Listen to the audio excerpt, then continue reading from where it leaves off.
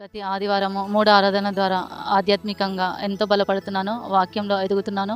తెలియని విషయాలు మరి ఎన్నో నేర్చుకుంటున్నాను. దేవుని పట్ల, సంఘం పట్ల, సేవ పట్ల, సమాజంలో, సొసైటీలో ఏ విధంగా ఉండాలి, ఏ విధంగా వెలగాలి, దేవుని కోసం ఏ విధంగా పని చేయాలి, ఏ విధంగా ముందుకెళ్ళాలి, మళ్ళీ ఎంతో ఆధ్యాత్మికంగా బైబిల్ ద్వారా, వాక్యం ద్వారా ఎంతో నేను బలపడుతున్నానండి. ఎవ్రీ సండే ఇక్కడ చర్చికి వచ్చి వినే వాక్యం ద్వారా ఆత్మీయంగా చాలా బలపడుతున్నాం. నేను, నా కుటుంబం అయితే ఎంతగా అంటే మేము ఎదుర్కొంటున్న పరిస్థితుల్లో దేవుడు లయం చేయకుండా వాక్యం ద్వారా సజీవంగా ఉంచడమే కాదు, కానీ ప్రతిదినం ఆయన కృపలో భద్రపరిచి, సంరక్షించి, పోషించి, ఆదరించి ఇంకెక్కువగా లోతైన అనుభవాలను కలిగి దేవునికి సమీపంగా బ్రతకాలని ఆశను కలిగించి ప్రతినిత్యం కూడా దేవునిలో బలపడటానికి దేవుడు కృప చూపిస్తున్నాడు.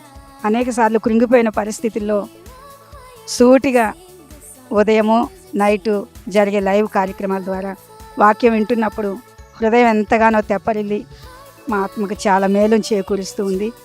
అనేక స్వస్థతలు, అద్భుతాలు కూడా జీవితంలో అనుభవిస్తూ దినదినము నిత్యము మేము వర్ధిల్లుతూ ఈ సంఘానికి, దేవునికి మహిమకరంగా జీవించాలని ఆశిస్తున్నాం.